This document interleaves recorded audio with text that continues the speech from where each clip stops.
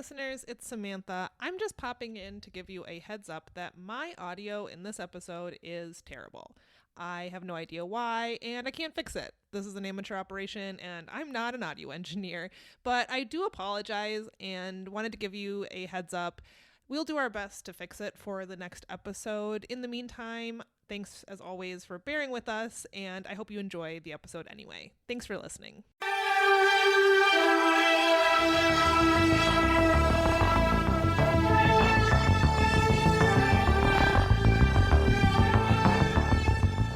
Why, hello there, Samantha. Hello. Did you know that this is perhaps a due? An unofficial Unsolved Mysteries rewatch podcast? Oh my god, it is! Yes! Wow, that's such a coincidence.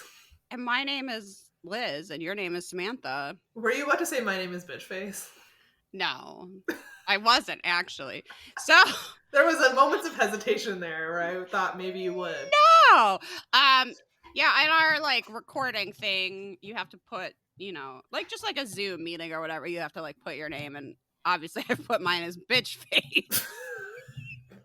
Which is just extra hilarious when it, downloads at the end and it's like, Bitchface is ready, or whatever. I don't know. We're very mature here. This is a professional, seasoned podcast. Where are you on season 8? That's how long we've been doing this. Listen, we are the epitome of professional because as someone in our Facebook group shared article... My dad. Was that your dad? By someone, you mean my dad. I couldn't remember who it was. Well, your dad hopefully shared an article that said 99% of podcasts quit after 3 episodes. And we're on episode 600, so... I'm not sure it's quite that many, but yeah, it was like half of them only do 3, which I assumed because people don't immediately get a bunch of free stuff and then they're like, this is bullshit, quit. And then there's another huge drop off after 10 where they stick it out a little bit longer and they're like, you know what? I would rather do anything else. It's a beautiful day. There's the dummies like us that aren't getting much out of it, but for some reason continue to do it.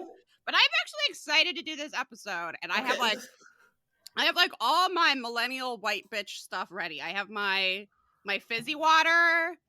I lit a candle. I have some eye face mask things. I'm ready to go today for once. That's fantastic. I have a cup of coffee because I just woke up from a nap.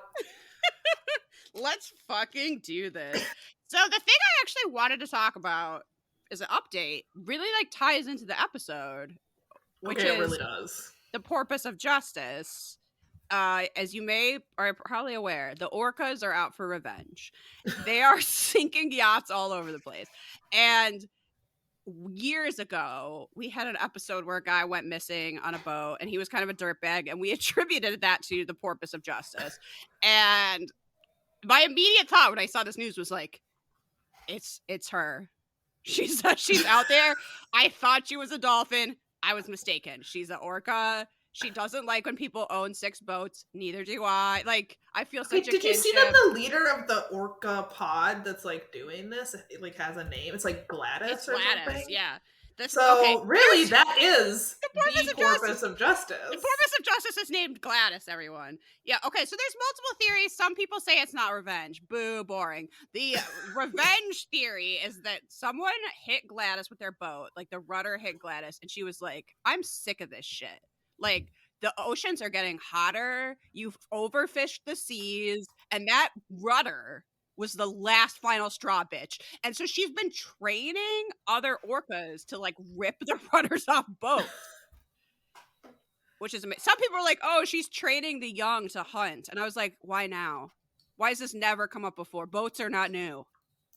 It's revenge. I gotta say, the memes revenge. Are great. You've shared a few with me.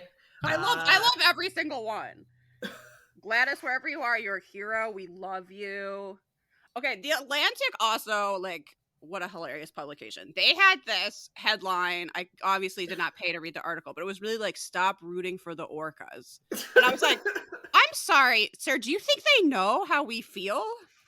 Do you think I'm communicating with the orcas and they know I support? No, Liz, it's making rich people feel bad. They're getting their fee-fees hurt because we are happy that their yachts are getting sunk by orcas.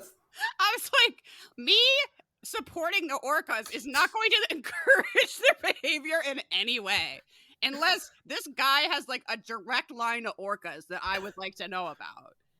But My favorite, I don't even know that guy's first name, the author of that article, but his last name is Stearns. And the reason I know that is because I saw a meme that said, "Nice try, boat." Well, also, the only photo I Stearns saw of nautical him term. is he's dressed like the Music Man for some reason and is literally wearing a boat or hat.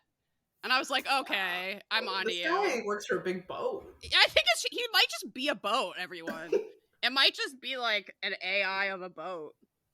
Being like, no, it would be bad if an orca sunk me. What are you saying? Honestly, I feel like we've been pretty lenient with boats because we said you can't have more than 6.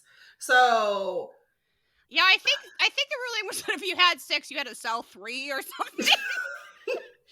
Okay, so you can't have more than 3 boats, which is Yeah. a reasonable number of boats to have. Yes. So I think we've been pretty reasonable when it comes to our anti-boat stance. I'm letting people have multiple boats, which seems unnecessary. Like, just get one houseboat and live in it like the Highlander. Like, otherwise, what are you doing?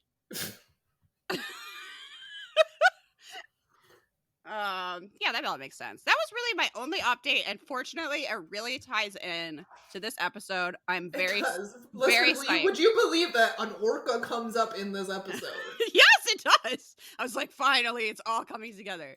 Listeners have reassured me that Unsolved Mysteries, we're on season 8 now, only gets zanier as we go on. I mean, if this episode is any indication, that seems true, because this episode is quite zany. And I have to say thank Christ, because I don't want to talk about the depressing ones. I want to talk about the zany ones, and apparently they only get weirder and weirder, which I guess makes sense, because I didn't really understand why in like our collective memory we remembered Unsolved Mysteries as this like wacky ghost and alien show, and it's like mostly about like brutal murders. But apparently, like as we go on, they also are like, you know what, that's a bummer. Let's talk about orcas. So thank you, Robert Stack. Thank you to the producers of Unsolved Mysteries for like really losing the plot as the years went on. Finally, this is why we've done 600 episodes, to get to this point. To get to this episode, which I really put in our recording thing today. I called this good episode instead of saying season 8, episode 3, which is boring. What a fucking bummer, which is what we call every episode. Yeah, every other episode is in there is like, what a fucking bummer. Wish we didn't have to talk about this. Why did we start this project? Why are we like cursed in a way that it's like we can't end it? I don't know. It's like, why am I still watching Riverdale? Apparently I'm cursed. I don't know. I do have a Snacks with Stacks update I want to squeeze in here, because we tried, we did an off-air Snacks with Stacks at a book club event, which was the cotton candy Oreos. I found them. Oh yeah. We ate them. I loved them. I mean, I love anything cotton candy flavored because I'm a child. That's my taste level. I thought they were really good. I liked them. I did not like them as much as you, but I do think they're worth seeking out. I thought they were yummy. They're finally a novelty Oreo that doesn't taste like every other novelty Oreo. We're aware, I've brought up my conspiracy theory before. The novelty Oreo factory just recycles flavors and calls them something else. They all taste the same, but the cotton candy ones do taste like cotton candy and are quite good. Maybe they need a cotton candy flavor for something else, so they just like had a big vat of that, and they're like, fine, put that in the Oreos. I really think they should bring back the mystery Oreo flavor from a couple years ago that was like fruit cereal flavored. That was super good. I never got to taste the blueberry muffin or the blueberry pie Oreos that were supposedly super good. So they need to fucking bring those back as well. Oreo, if you're listening.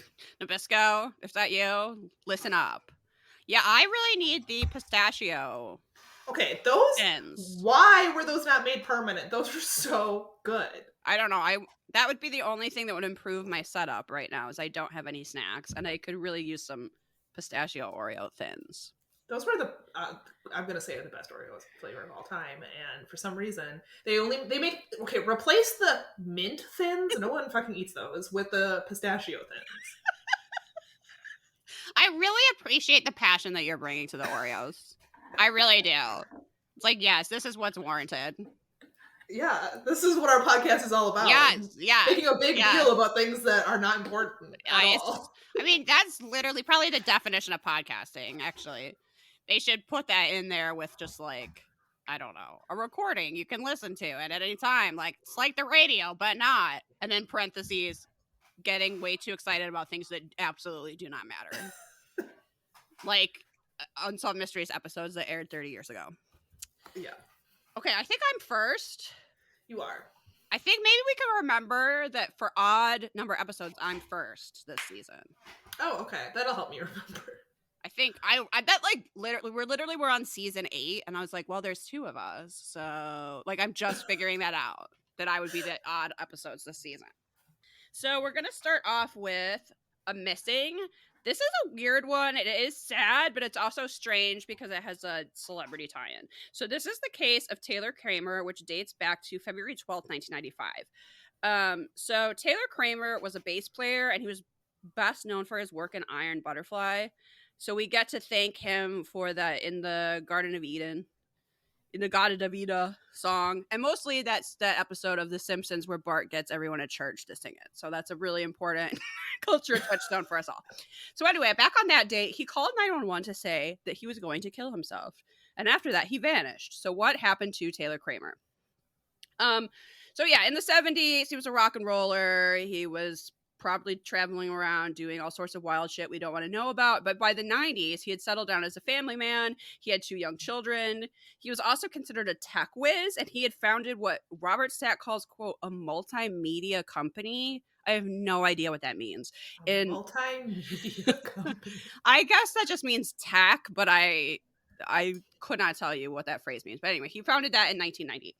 In the weeks before his disappearance, he was working around the clock on what he referred to as an exciting new breakthrough. And based on what he was telling his wife, who was not a tech person, and like, you know, he's like trying to explain it to her in a way that she would understand, and then she's trying to explain it to us.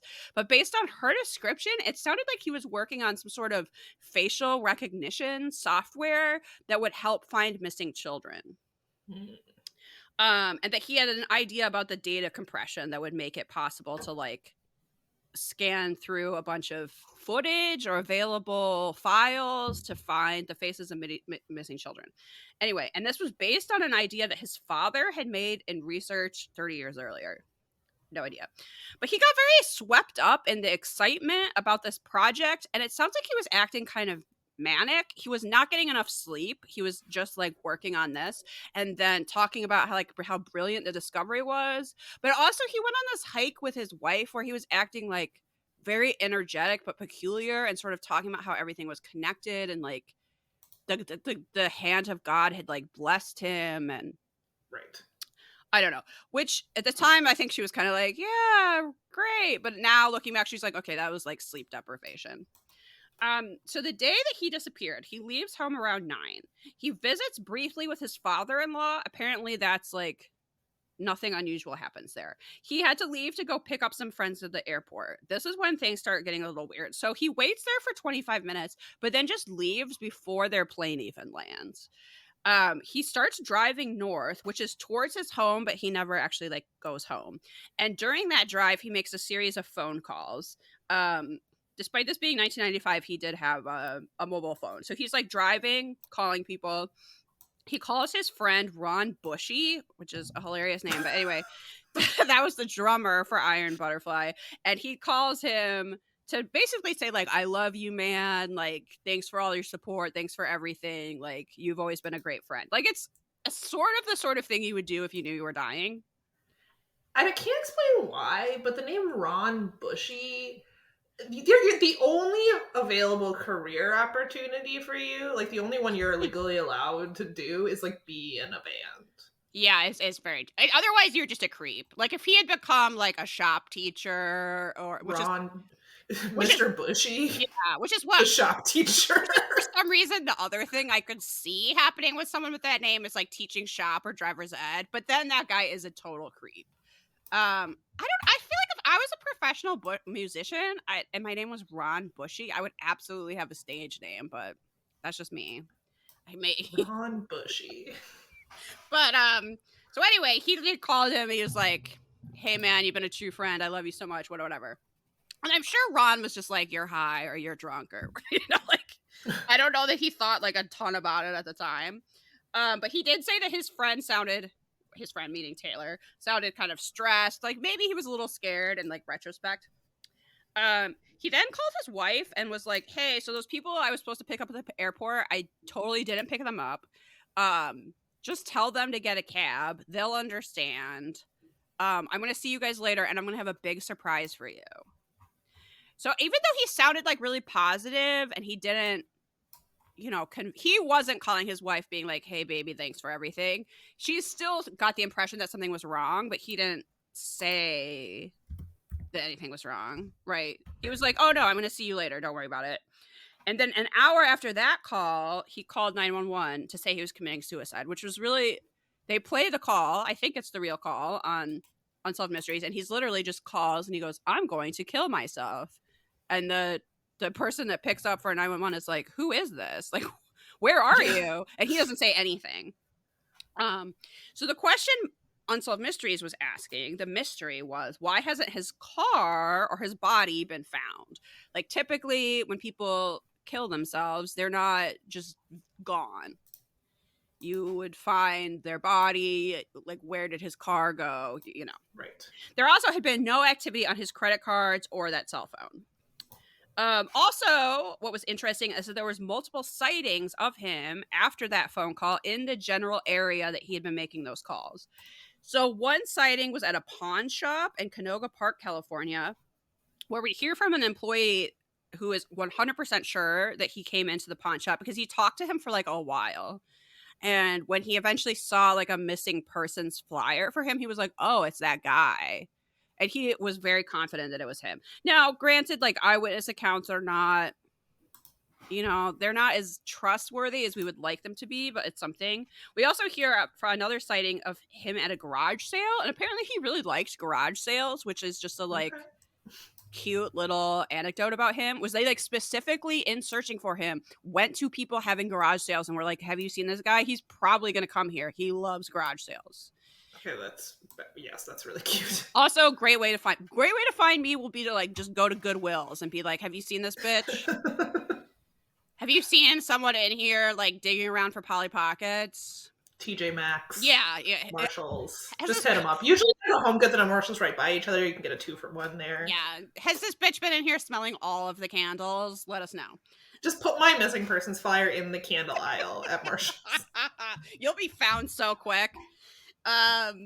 Okay, so anyway, we hear from his wife, Jennifer, who also thinks that he called the house about 2 weeks after his disappearance.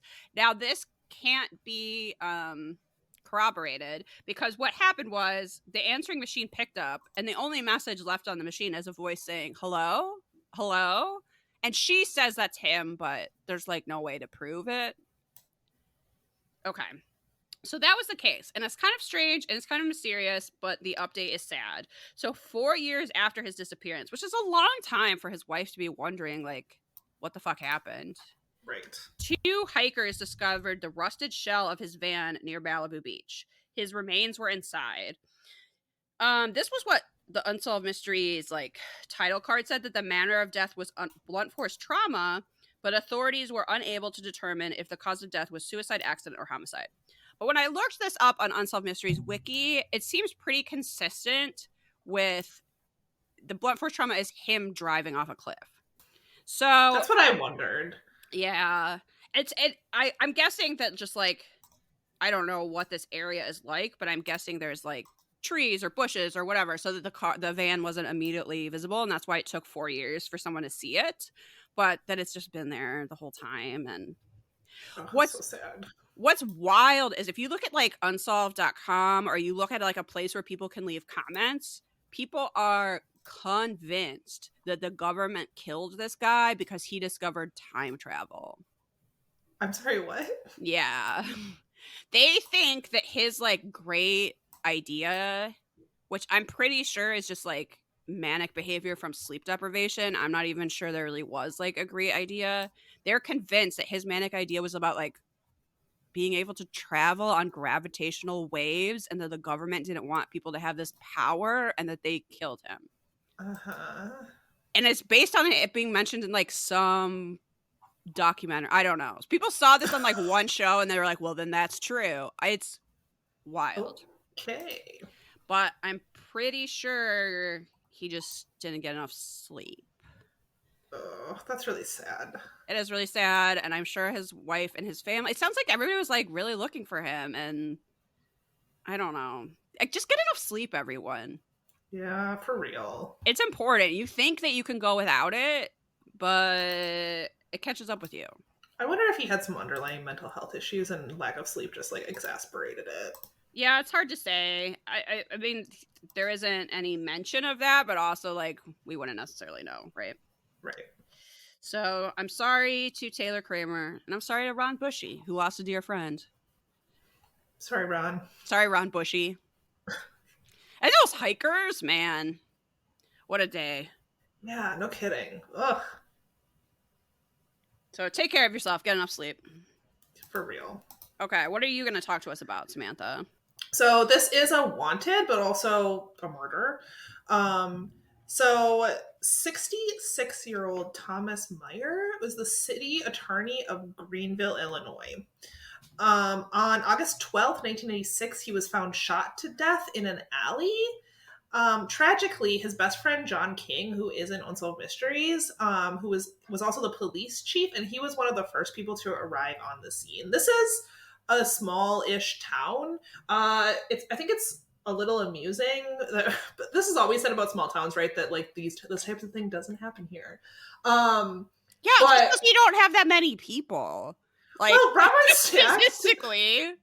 Robert Stack says that murders don't happen in Greenville. The last one was 10 years ago, which I get that that's a long time, but that's 2 murders you're talking about right now. So, like, by definition, murders do happen in Greenville. No, have happened no, in they Greenville. never. In fact, they never that's have. why we're hearing about it on Unsolved Mysteries. So, Yeah, if it was really a town where nothing ever happened, we never would hear about it ever. this would have happened, or the one 10 years ago. Anyway, I thought that was amusing. So there were no witnesses to the shooting, but Kelly Lee McGinnis became the prime suspect because the two had recently clashed in court. So Thomas had represented McGinnis's ex-wife in a bitter custody battle over their 2 young children. Custody had been awarded to his ex-wife, and I think we can see why.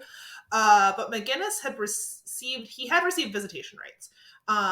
He apparently refused to accept this decision, and just hours before the murder, McGinnis was back in the courtroom. He was still angry about being denied custody. At the time of the shooting, McGinnis had been sitting in a minivan near the alley where Thomas was killed. He was also seen leaving the area shortly after the shooting. Before he could be questioned, however, he ran away. As the days passed, some speculated that he had committed suicide. However, 10 days after the murder, he sent 5 threatening letters to different individuals from Central Illinois. 2 went to local newspapers and complained about corruption in the judicial process. That might be true, but that's not why you don't get to see your kids. Like, those yeah, you just killed a man, so you're not convincing me that the judge made the wrong choice. Yeah, that is a way to see your children a lot less. I don't know. Turns out. Look, this guy is bad at decision making, clearly. He needed to make a decision tree, I think. I think that would have helped. Yeah, like, look, you are angry right now, but the reason you're angry is not going to be solved by committing a murder. In fact, it's going to have the opposite effect. No, it's really not. So he said in part that clearly the only winner in divorce cases is the lawyers. He said their gains are made at the expense of children. I don't know. Keeping this guy away from his children seems like a pretty good move to me. Yeah. Also, like, you killed a man. Maybe we don't hear if the guy he killed had children, but right, keeping that guy away from his children, perhaps. Right, or at least his family. Right. So 2 other letters were sent to relatives, and the final one was sent to a friend. According to authorities, at least one of those letters were more personal, apologetic in tone, and seemed remorseful. We are told, we don't get like any quotes from the letters. Presumably they want to use them in court as evidence or something, but the police... They didn't want Robert Stack to get his fingerprints all over them for some reason. That's weird.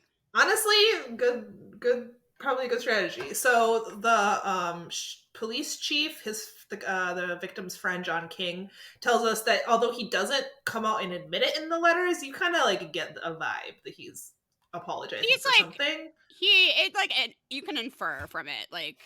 I mean, look, you don't go into hiding after your ex-wife's divorce lawyer is mysteriously killed and then send remorseful letters to your friends and family without arousing a little bit of suspicion. I sort of thought the guy talking about the letters was almost like too sympathetic. He was like, he sounded really remorseful. I was kind of like, who cares?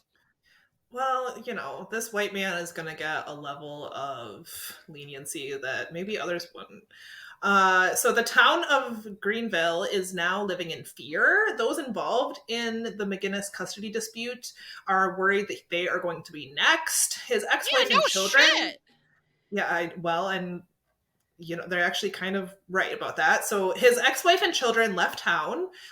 Their whereabouts are being kept secret. His own attorney is under protection of the U.S. Marshals, and guards have increased security at the courthouse. The judge that ruled on the case actually went into hiding with her children. And at the point of this broadcast, Kelly McGinnis is wanted for first-degree murder and considered armed and dangerous. There was like a big reward. So the update is that he was captured. However, on September 26, 1996, he showed up at the office of his own attorney and shot the place up. Fortunately, no one was injured, and he was arrested as he was leaving the building. So it turns out they were all right to go into hiding because He's this a man, psycho. is off his rocker. So McGinnis pled guilty to murder and was sentenced to 60 years in prison. He received 10 additional years for the office shooting. In January 2018, he died of pneumonia while serving his prison term. He was 61, and no cold cokes for him. No, none. Okay, I'm looking at the Unsolved Mysteries wiki for Taylor Kramer, and it mentioned something that was not in the Unsolved Mysteries episode. Oh, tell me. Unsolved Mysteries wiki coming through again. It says, some sources state that in his 911 call, Taylor also said, and I want everyone to know O.J. Simpson is innocent. They did it. The quote was reportedly related to a running joke at work. What? I don't know. Why would you put that in your 911 call? I am not using like my dying breath to make a joke about O.J. Simpson, but that's just me. Also, Ron Bush. He was not in his right mind. Yeah, I mean, if anything tells you that this was like an episode, I think that might be the evidence right there. Also, Ron Bushy has passed away. Ron Bushy, R.I.P. This is the Unsolved Mysteries curse. Well, he was 79, and it was a couple years ago, but okay. Even so, R.I.P. to Ron Bushy. Man. Yeah, your segment was not as fun. That guy's a psycho. I'm glad he's dead. Yeah. Okay, now we got a really fun one. This is where we talk about orcas, finally. So this is a Sci-Med segment, which are always... I forgot that they were calling this a Sci-Med. Which are always the kookiest ones. This is the case of Linda Tellington Jones, who Stack calls a one-woman Mayo Clinic, which I think is really... kind of overstating it. Really overstating it. And she has a special healing technique she's developed called T-Touch. Now, you may have seen this segment before. I watched it last night and texted Samantha my reaction basically the entire time, only to find out that Samantha is an experienced practitioner of the T-Touch. Okay, so when you were I knew nothing about this episode. When you were texting me about this episode featuring a segment about healing touch for animals, I assumed it was like a psychic thing. And so then when I went to watch the episode this morning and I heard the name Linda Tellington Jones, I was like, holy shit, it's T-Touch. I know exactly what this is because T-Touch had every horse girl in the 2000s in an absolute chokehold. If you were a horse girl, I feel like you went to your library, got the T-Touch book, because this woman wrote like a lot of books about horses and doing T-Touch on horses. Okay. And I absolutely went to the library and got her books and read them and then tried to do T-Touch on my horse, which is just rubbing little circles into it's like the weakest massage. It doesn't even like feel good. I don't know. I don't really understand even to this day what it's supposed to do. I'll wake up the cells, I guess, is what we learned in this Yeah, episode. it restructures the brain, Samantha. But you know what? Why else? We really the T-touch thing. I mean, we all tried to do T-touch, but then realized that first of all, it takes forever because you're supposed to just draw tiny little circles with your fingers all over a full-grown horse. That's why you need to get a mini pony. Think about Clearly, it. yeah, it would be a lot quicker to do T-touch on a mini pony. But really, the reason we all loved her books is because they had like whole sections that were basically like personality tests for horses. Uh-huh. Okay, so I was watching this episode and I was like, did I hallucinate that? But I looked it up and you can find PDFs of like her charts if you Google it. And they were like exactly as I remembered them from her book. So she would have like pages on pages on pages of like diagrams of mostly horse heads, like different shaped ears, different shaped faces, Like phrenology for horses? Yes, and they would all correlate with like personality traits that your horse is supposed to have.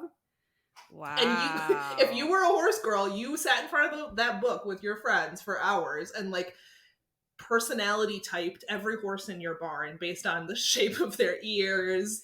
And looking back on it, it was so clearly a fraud because the one I remember the most is she would do like the face shape of the horse, and they all face shapes of horses correlate with breeds typically, and breeds have like specific traits. And so she would be like, this breed, this like face shape, which is, you know, almost only present in one specific breed, is like this, will have like this personality type. And it's like, well, yeah, no shit, like all of like that breed of horse is just known for being like that. But we were like, ooh, my horse has this, my horse has this, they are like stubborn or whatever. It was, looking back on it, so funny. But yeah, I remember I love vividly. And this, I haven't thought about T-touch in a long time. Sure, it's a thing that Samantha. You were out in the barn doing that yesterday.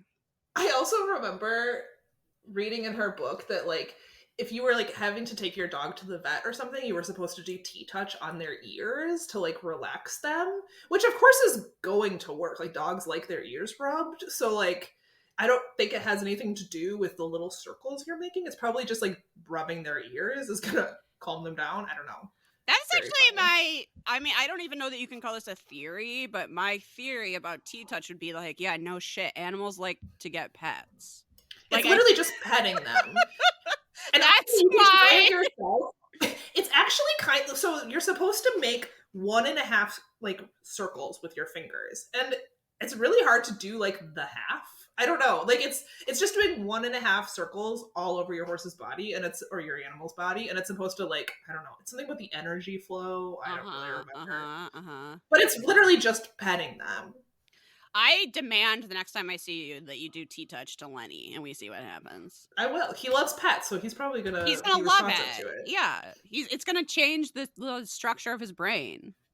I don't really remember her making claims in the books that they had like healing, but honestly, we never really paid that much attention to like the specifics. You just wanted the like 17 personality quiz, but for horses. So you were like, yeah. Just skip through all the like paragraphs. Where's the quiz? The funniest thing about that, and I don't know if Linda Tellington invented this or if it predates her, but there's this thing that hands down every horse person believes in maybe there's probably a spectrum of how much you believe, but horses have these things called whorls. Have you ever heard of this? No. So like the way the horse's hair grows, particularly on the face, sure. They like come together in a swirl pattern a lot of times on the forehead. So a lot of horses have swirls on their forehead, and it can be in different patterns just depending on the individual animal. Sometimes they have swirls on their neck too, but it's more rare.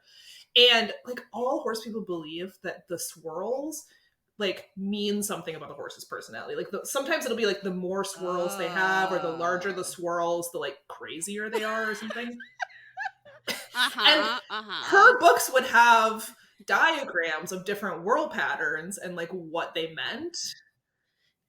Wow. It's very, very funny that the idea that like the direction the hair grows would correlate to something about the animal's personality is just very funny to me. But like every horse person, like if you ask them, what whirl pattern does your horse have? They can tell you, and then they'll probably, most of them will probably tell you what that means. Oh, it means that they're stubborn or high strung or whatever. It means that they're a horse. This is funny. Very fascinating. I feel sort of vindicated for that time when you found out that I had read that book about a near-death experience, Into the Light, and you were like, and you were like, Liz, what? It's like, well, Samantha, you are a practitioner of T-touch, so... Okay, reading half that book and then trying to rub little circles on a horse does not make me a practitioner of T-touch. Yeah, it does. That's what I'm going to tell people about you from now on. I'll put it on my resume. You really should. Okay. I think she's still going at it. I think she's still writing books. I'm not sure if she's alive or dead, but there's still like a T-touch website. I Googled it. So do you think she got her start in the horse world? Because I think she has horses. I mean, Okay. A lot of her books are specifically related to horses and like horse training and doing T-touch on horses, but I don't really know much about her. I was assuming that this was a fraud, that she just wanted to pet exotic animals, and she found out a way to get paid to do that instead of pay to do it, which I was like, oh, genius. But what a scam. What a goddess. Oh, yeah. Her Wikipedia introduces her as Linda Tellington-Jones, the internationally recognized equine expert. So I think it was primarily, this is why. So she started with horses, and it kind of spirals out of control. Okay, my next... spirals out of control. I think it made her wildly successful, but yes, also. Okay, but this okay. Oh, she's still around. She's 85.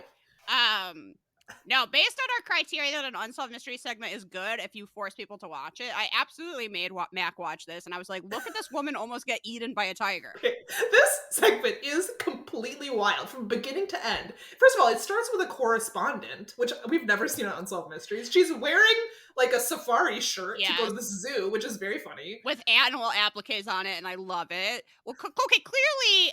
Robert Stack was like, I am not fucking flying to Phoenix to go to this Tiger King shit zoo. Like, they just couldn't get him to go. So, yeah, they had this, like, reporter in Phoenix go and observe the T-touch. My next note is just in all caps, loud pan flute, which is hilarious. Okay. So now... Oh, also, yeah, so this is where we get to the orcas. So, Kiko is the orca from Free Willy. But depressingly, unlike in the movie, that orca did not escape and swim away. It was at this... No, it lives in a bathtub, basically. Yeah, it was at this shitty place called the Adventure Kingdom in Mexico City, where he had lived for 10 years. And he had these, like, growths under his dorsal fins that no one had been able to cure until Linda showed up.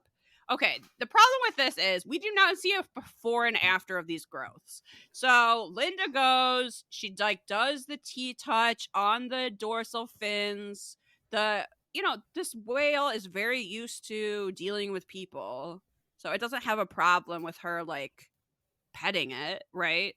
I think it just like liked the extra attention because it fucking lives in a bathtub. It's absolute bullshit. This is the sort of thing that people have like changed their opinion on wildly since this was filmed. I think people would be like furious and outraged and go burn this place down if this was like aired.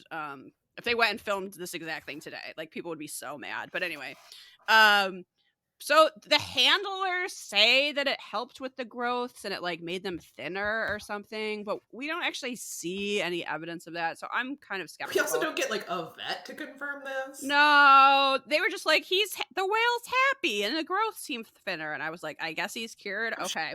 Felt the need to say Unsolved Mysteries came all the way to Mexico, brought this woman, filmed something. I'm sure they were like, God, yeah, they look a little different today, so maybe. We hope it works. Please come to our shitty zoo. Okay, so that was the Adventure Kingdom in Mexico. Now they make her go to that sketchy zoo in Phoenix, Arizona, which is called Out of Africa, and it seems like a backyard just full of tigers. I don't know. But there is a tiger named Brindle who keeps charging her fence. So they were hoping that Linda would be able to calm Brindle down. First of all, I was like, of course. Here's what we need to do. This aggressive tiger wants to eat everyone. We need to get this woman and put her in the cage with the Brindle. Get her to try and like rub little circles on his back and see if that makes him a house pet. I mean, first of all, let's film it for primetime TV. Yeah, let's film this for primetime TV. First of course this tiger is charging the fence. This fence is tiny. This is like a chicken coop you've put a tiger in. Like, no shit, she's pissed. I honestly think Unsolved Mysteries was trying to call this woman's bluff and like waiting for her to be like, okay, I made up T-Touch. Like, do not send me in this cage with a tiger. But she won't. She won't back down. So they send her in with this tiger, which just like immediately attacks her. And the handlers get her off. She's fine. Okay. They're standing around with like brooms.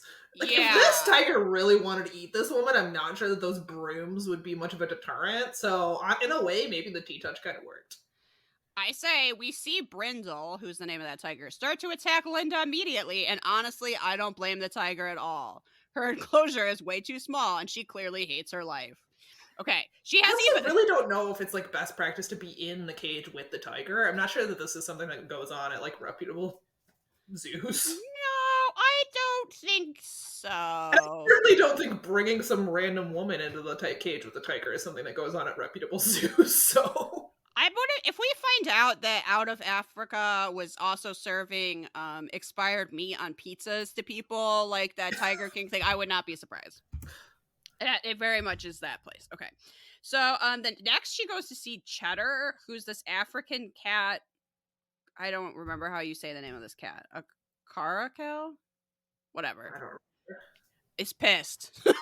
And it has nerve damage. And it literally just immediately attacks Linda. And you're like, oh, Linda's gonna have no face now. Except that, oh gee, I wonder why this cat has nerve damage. It's been declawed.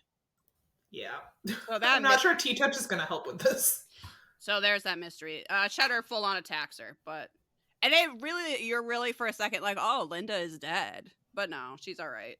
So now she goes to see Kipling, who's a 400-pound Bengal tiger with inflamed joints. Like, I swear someone wanted Linda dead.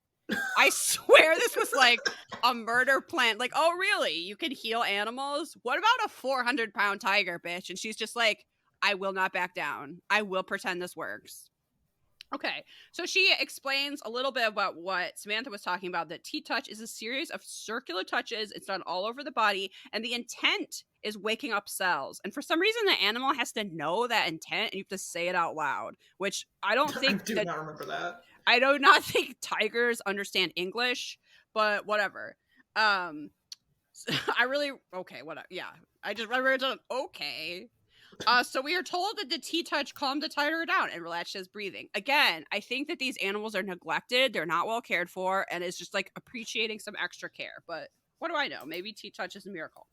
Okay, so now they're like, okay, let's send her to the worst tiger we have, Genesis, which is literally known to attack people, including the handlers the tiger sees every day. And I was like, maybe if this woman pets him, he'll come around. I was like, R.I.P. Linda. Well, it's been good seeing you, Linda. Adios. But no, it's too dangerous to send her into the cage. Apparently, for some reason, I was rooting for Linda's death. Sorry, Linda.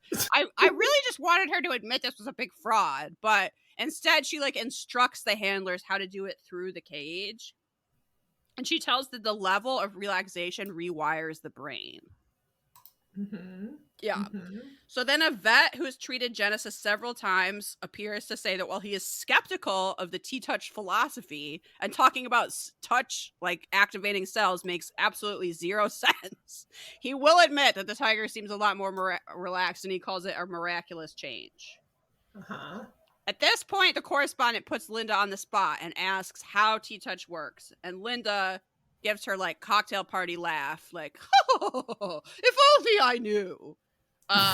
To say that she doesn't know how or why it works, but she has experience using it on people and animals in 6 continents. Which apparently, you're making a lot of claim. Representative literally called this woman a one-woman Mayo Clinic, and she doesn't even know how it works. No, she just knows that it does, and for some reason, she knows that it does restructure the brain and like activate. It rewires the brain, but I don't know how. Okay, Linda. Yeah, all right, Linda. And then it ends with Stack saying that Genesis is now acting like a pussycat. And for some reason, it's real weird he says that. And he's also standing in like a museum of natural history, like in front of a big taxidermied elephant.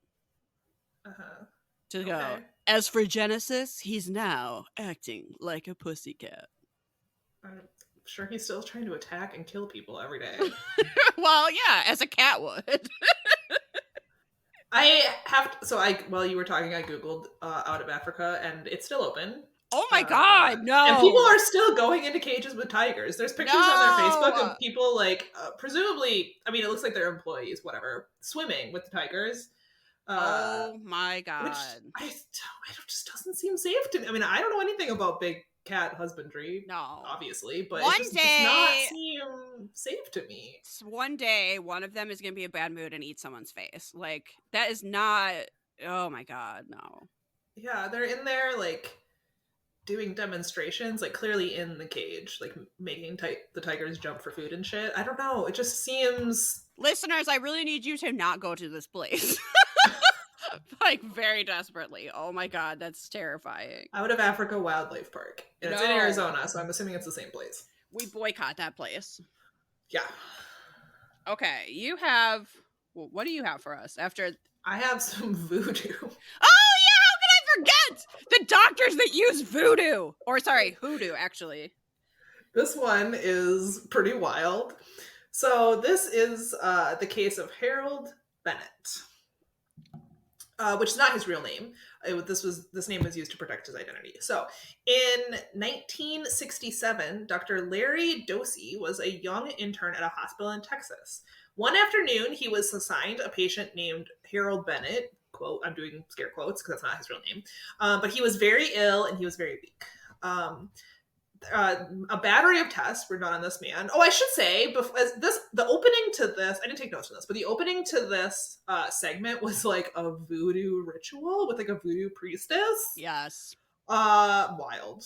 And some like fog machines. There's lots of fog. Which I don't Lots of like Robert Stack in front of a pile of skeletons of like skulls and shit. Yeah.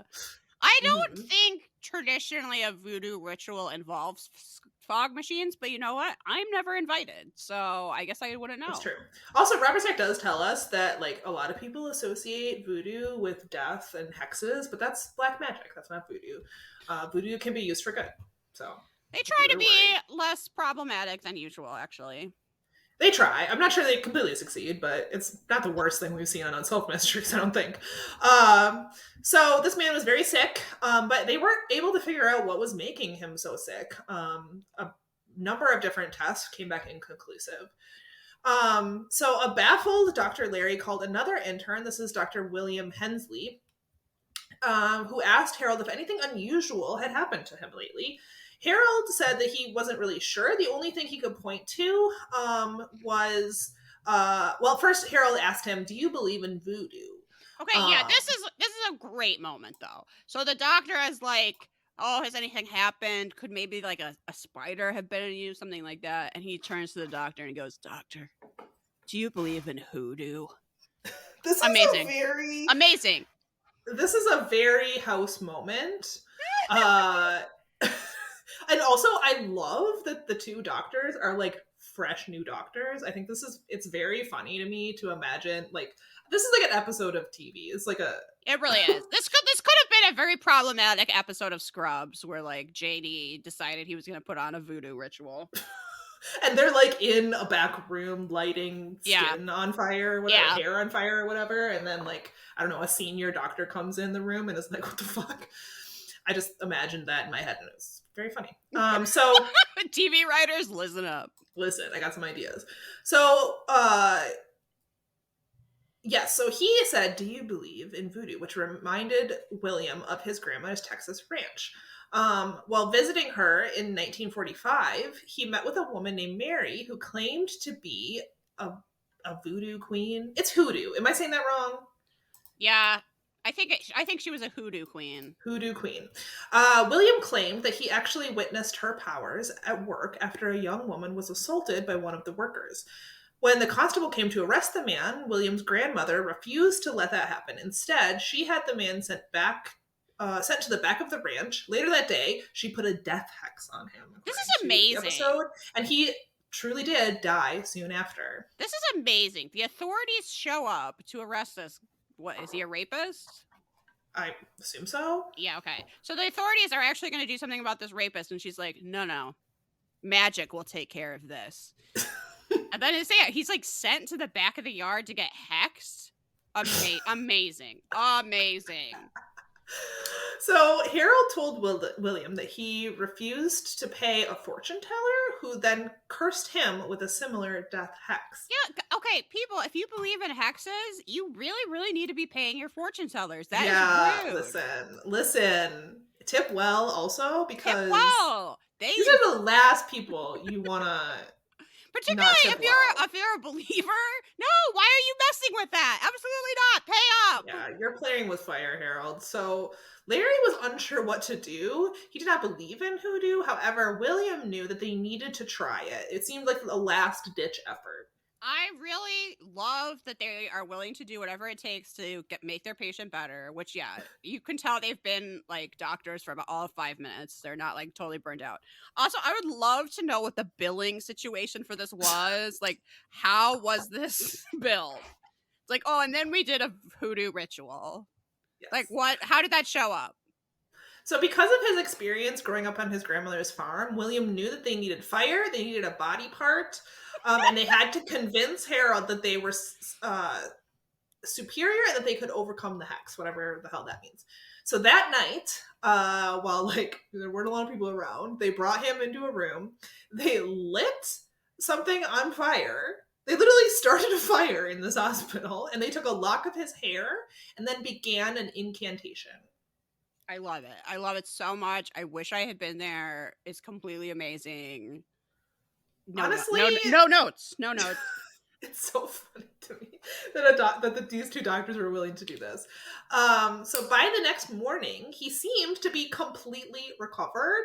The doctors were amazed and believed that Harold's belief in the hex and the hoodoo helped save his life. Yeah. So he had a psychosomatic problem, and they came up with a solution. These are the best doctors in the world. Yeah, like you said, no notes. My hat goes off to them.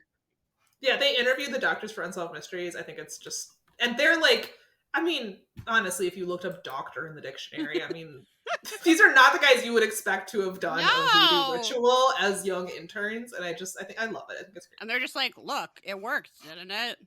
Yeah. Yeah. Honestly, I mean, yeah, think outside the box. This is what I want from my medical care team. Would you do a hoodoo ritual for me? That's what you need to ask. How dedicated are you to my care? What is it going to take to get me better? Are you willing to go there? Yep. Amazing. Okay, so they throw in one last little mystery for us. Even though this one also had an unnecessary update. So this is a very jam-packed episode. True. Okay. This is a missing person, which is kind of a lost heir, but is mostly just a missing person. So they're looking for the heir to a $50,000 estate, 19-year-old Tim Moland of Daytona Beach, Florida. On January 24th, 1984, he simply drove away from his home and out of his family's life and was never seen again. The last person to see him was his younger brother, who he had dropped off at school earlier that day, but it was just a totally normal day. He didn't say anything, and then he just, never came home.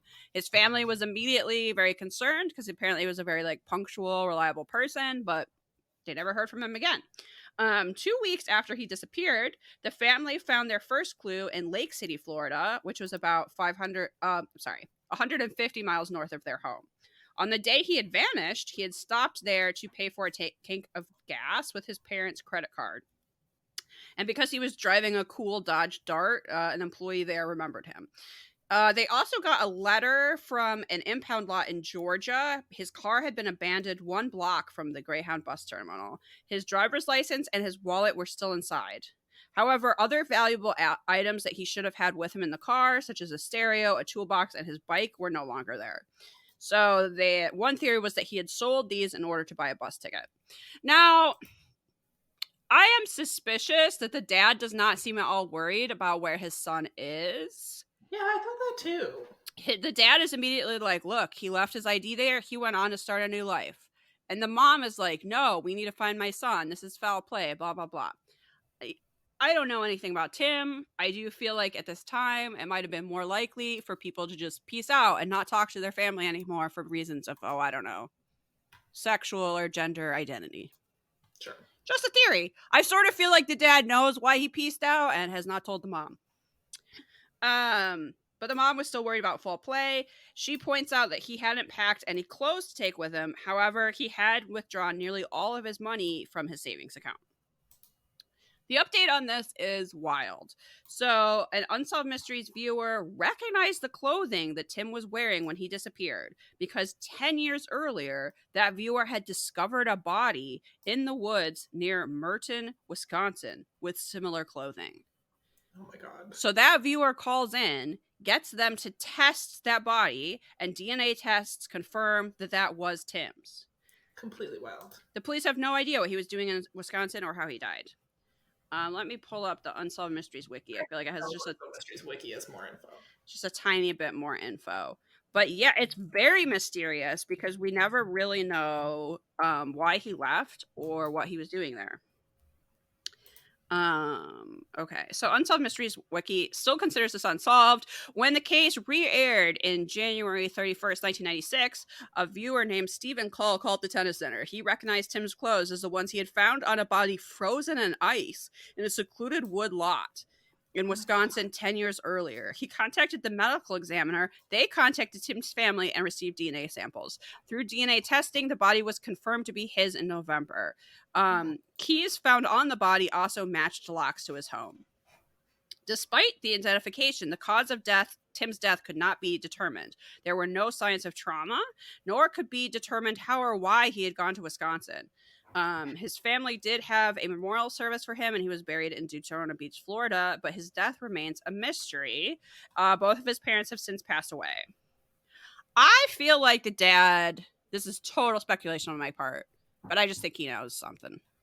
Yeah, he acted weird. This is why for such a short mystery, that one is wild. The update is really strange. I feel like this inheritance thing was to try to they knew that he didn't want to contact them. Mm-hmm. And so they're trying to sweeten the pot of him getting in touch and just knowing if he's alive or not.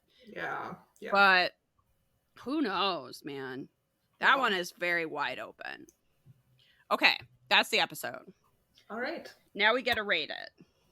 So our rating system, first, mysteriousness. Okay, pretty mysterious, actually. What the hell happened to Tim here? Did your horse appreciate all of your efforts with T-Touch? Truly an unsolved mystery. Did that orca get better? I guess we have that dude that just kills lawyers. That's not really that mysterious, but there is some mysterious stuff going on here. I feel like this one was fairly mysterious. I'll give it a thumbs up. Yeah, should more doctors be using hoodoo? Thumbs up. Reenactments. Okay, I guess they're not reenactments, but I loved every time Linda got attacked by a wild animal. I sort of think we can put that in the reenactment category because honestly, it's great. The correspondent did a great job. I love her shirt. Wait, that's fashion, but I just loved it. I loved it. Yeah, it gets a thumbs up for me for reenactments. Yeah, no complaints. Plus there's hoodoo rituals. I don't know. Yeah. Okay, the hoodoo rituals were fantastic. Thumbs up. And then fashion. I mean, honestly, thumbs up. Yeah, I love. There's also, I don't know if she's a correspondent, but there's a woman in the telecenter that briefly does Robert Stack's job, and she's wearing a power suit. She comes up for the unnecessary update. I don't know who she is or why she's there.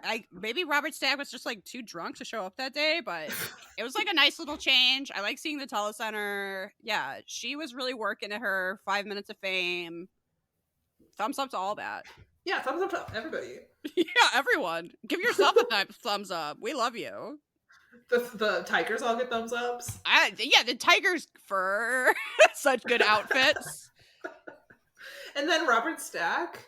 I sort of think he phoned it in. He couldn't couldn't be bothered to show up to the telecenter, which is probably down the street from his house. Then he definitely didn't take one for the team and go almost get eaten by a tiger. So yeah, I think I want to give him a thumbs up because I like seeing him in that natural history museum and buy a pile of bones. But really, he should have gotten his ass on a plane and gone to this terrible zoo. So thumbs down. I agree. Thumbs down. All right. So how do we rate this one on our Robert Stack rating scale? Honestly, this one is one of my favorites. It's so good. I at least a 4. just the fact that I got to remember T-Touch is so funny to me. So yeah, definitely a 4. I really liked it. I thought the other, I mean, we get 4 mysteries, and honestly, they're all pretty interesting. We So actually get 5. oh, right, 5. Thank you. Yeah, because the last one is really short, but it's still so mysterious. Yeah, it's interesting. They jam-packed this episode, so. And yeah, there's a lot going on. There's multiple ones that are kind of wild. You get to see people like pet orca, and you get to see doctors do hoodoo. So I mean, Amazing. what's not else to love, really? Amazing. Yeah, definitely a 4, maybe even a 4.5 if you're feeling generous. Love it. Okay, so an update is that we had asked our listeners, what should we be calling the recommendations segment of our show? Yes. Now that we're 8 seasons in, maybe we should come up with a decent title. And of course, friend of the pod, Rochelle, Really came through. resident history nerd, apparently she's just been having this in her back pocket the whole time and just told us. But she was like, oh, it's found loves instead of lost loves. Yes. Because the bitch is a genius. I was like, that's been right in front of our noses this entire time, and I never saw it. Found loves. Ugh. Amazing. So now it's time for found loves. Absolutely. Do you have found love? Well, we have been teasing that we were going to talk about that book Hide for like 3 episodes. Okay, this was my plan for my found love. Because I didn't have another one. So let's talk about that. Okay, so you recommended that I read this book. Which is like a horror thriller. Sorta, yeah. Book. I was actually at the bookstore today and I saw this book in the horror section. So Okay, fair enough. I guess that's maybe what it's classified as. But you recommended that I read it. I listened to it on audio and I did like it. It's by Kirsten White, in case you're Yep. wondering. And it's about, look, the premise of it doesn't really sound great. I can't even really remember why I started. I also listened to the audiobook. Can't really remember why I got this from the library. Something about it sparked something. But it's like about a high stakes game of game and seek. A hide game and seek. That's not a thing. Game and seek I've never heard of. But. It's about a high stakes game of hide and seek. But it's really not. It's really not. Like, it's really an allegory, and it's not subtle at all, which I appreciated. I just think I thought it was funny and fun. Like, there's a part where she's like introducing all the characters that are playing the game, and she's like, I'm never gonna remember all these people's names. And I was like, bitch, thank you, because I am not either. So I'm glad we are on the same page. But I just liked the like little witty observations and like jabs at people. I don't know. I thought it's not like a brilliant book. I don't think my life is, forever changed. But that's kind of what I wanted to say, is that I really enjoyed it. It was very entertaining. I liked the premise, the like Hunger Games style hide and seek game or whatever. I thought the characters were really well done and funny and interesting. I don't think, like you said, the premise is not like the most original. I definitely guessed kind of the ending. But it was very entertaining and very enjoyable. So I would recommend it. Yeah, I agree. It's just like fun. And I really was there for the like social, political commentary of it, which you were. Yeah, I knew immediately why you liked it. You were like, which is very funny. Because it's not, the allegory, like you said, is not subtle at all. It's not subtle at all. It's not trying to be. And I appreciated it for what it was. And I thought it was fun. It's like a good summer read, I would say. Yeah, I agree. And I think it came out last year. I think it's pretty new. Book. I'm Googling it. Yeah, it came out last year. So I like it. You can feel in the know about books about spooky amusement parks. Which, oh my god, there are so many. I read a different book about a spooky amusement park earlier this year. Don't recommend that. That was Such a Pretty Smile. Oh, I think you told me that you didn't like that book. Who is that by? That is by Christy DeMeester. I'm sorry to Christy, but I did not enjoy that book. I feel like it was trying to do some similar things, but it just did not. It didn't work for me at all. So if that's on your to read list, I recommend just taking that right off. There, you got one less thing to do. Another book I read recently that I liked is a new release. It's The Ferryman by Justin Cronin. He is the author of The Passage, if you are aware of those series or if you've read them. I think is there an HBO series based on his book? I don't know. I don't remember. I read The Passage. I liked it, but I actually liked his newest book more. And it's very long. His books are quite long, but I really liked it. I listened to it on audio as well, and I really enjoyed that. There's two narrators. I really enjoyed them both. It's like a sci-fi, not like a hard sci-fi, but it's like a sci-fi sort of utopian story, and I really liked the twist at the end. Okay. At first, when it was first revealed, I was like, okay, this is dumb. But then, like, it's one of those endings where like more is revealed. Like once the twist starts to be revealed, you start learning more and more, and sort of it continues until the end of the book. And as it was kind of like unfurling, I was like, okay, actually, this is really interesting and really good. So I liked it a lot. I was thoroughly entertained. Okay, that sounds good.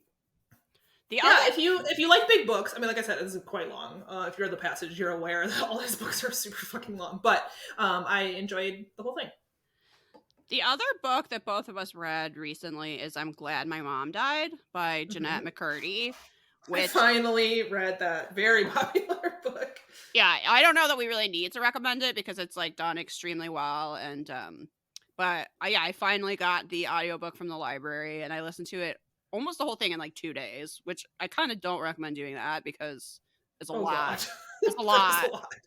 So it's Jeanette McCurdy was on iCarly and maybe in some other Nickelodeon show, but the book is mostly, as you might have guessed from the title, about her relationship with her mother, who I'm glad she's dead too. Like it's worse than I even imagined. I thought going in that I had seen enough press about the book that I already knew. Oh, same.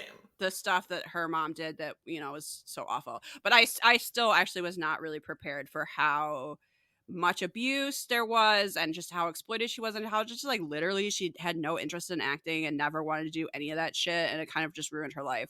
If you come out of this book believing that like we should just ban child actors, that was definitely my takeaway. Shouldn't exist. I was like, this is so, and she's such a good writer and it's actually very funny. I feel like it's very well done. But it is rough. Oh god, it is so rough. And you know what? It made me think of. I feel like in maybe not too distant future, we're gonna start getting this style of book about kids who grew up in like influencer households. Oh my god. Because like yes, though. This is something I've been seeing on TikTok and I kind of never really thought about it mainly because I don't watch, that's not like content I don't watch like family vlog content. But there's so many of them out there and these children like similarly have no choice, but they also have basically their whole childhood, which first of all, is different than child acting because you're not playing a part. This is like your actual life. Right. It's like put out on the internet without your consent for like the whole world to watch. And it never stops, right? Like right.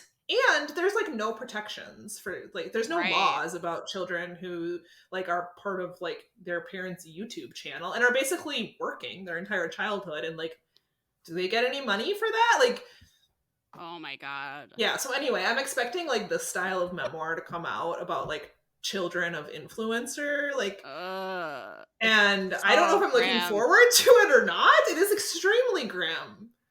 Really grim. So yeah, content warning for this book for abuse. Also, there's a lot of stuff about her eating disorders. So be aware of that. Which at first I was like, wow, this is a lot of information about eating disorders. Like I don't know that we needed all of this in the book, but actually, I think it's really important to show that, like, if her mom had not died, like, she would be dead. Like, it's a matter of survival, honestly. Like, if she hadn't been able to get out of that relationship with her mom, which she would not have if her mom was still alive, like, it would have killed her. So, but it is very well written, and it deserves, like, all the hype. It's such a good title, such a good cover. It seems like the book has done really well because I was like, I hope she makes enough money off of that book that she literally never has to act again. But like, she can just like become a recluse now because yeah, she like her whole childhood was taken from her. So Yes. Yeah, she never wanted that. no, so sad, so So sad. sad. But yeah, She's really like, good book. yeah, it's really good, but you have to like, she's like, her mom's like taking her to all these auditions. She's getting like parts on shows. She's like on SVU and stuff, but like her mom like makes it, they live in a hoarder house, and her mom's like, if you book this show, then we'll get you a bed, because she's like literally sleeping on the floor, like basically in a big pile of Yeah. trash.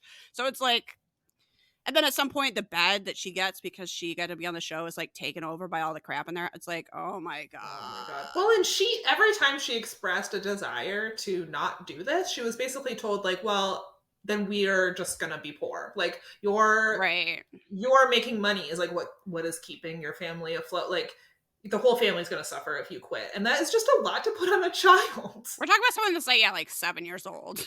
Like it's just ridiculous. But I found it was super interesting. Even if you like didn't grow up watching iCarly or whatever, it's definitely worth reading. It's super interesting. Yeah, I agree. Okay. So that is the end of our show. We have not had a new 5-star review in so long. So please steal a phone. Do what you got to do. Give us a new 5-star review. Account. Yeah, God, I need it. I need that. My ego needs that to keep on going. And then also you should sign up to our Patreon. We've been talking about some bad movies lately, like The Snowman and this movie where Rob Lowe loses a dog. Somehow you can make a whole movie about that. So that's patreon.com/perhaps it's you. You only have to give us $1. I mean, you can do it. Pretty good deal. It's like we have like over 60 bonus episodes now. It's a very good deal. We love it. We love a bargain. So we keep our Patreon a good deal. We're locked in at those prices that we made, however many years ago. So it just gets better and better. Inflation will not touch our Patreon. Exactly. I don't know. Is there anything else really? I don't think so. Yeah. Oh, please submit to the zine, people. That's perhaps it's you podcast@gmail.com. I don't know, your collages, your photo essays, your poems, your odes to Robert Stack's trench coat. Where's that? Why haven't I gotten that yet? Your experience with T-Touch. Yes. Okay. If you were a horse girl, I don't know if we have any horse girl listeners, but honestly, please tell me. Please tell me if you were doing horse phrenology. Yeah. Like I was. Draw a diagram of your horse. Tell us about the whorls and what that says about your horse's personality, and also tell us about your experience with T-Touch. And if you cannot relate to other people your age because when you were a child, you were having sleepovers where you watched The Saddle Club and did horse phrenology, please let's get in touch because that sounds so cute and I wish I had been there. Did you ever make a friendship bracelet but for your horse? No, not for my horse. The horse is not great at wearing bracelets. They break easily. Do you think you could make Alfie one? That would be so cute. Oh my gosh. I could braid it into his little yes! mane. Yes! Okay. Really cute. Everyone go make a friendship bracelet for your pet. Goodbye. Bye.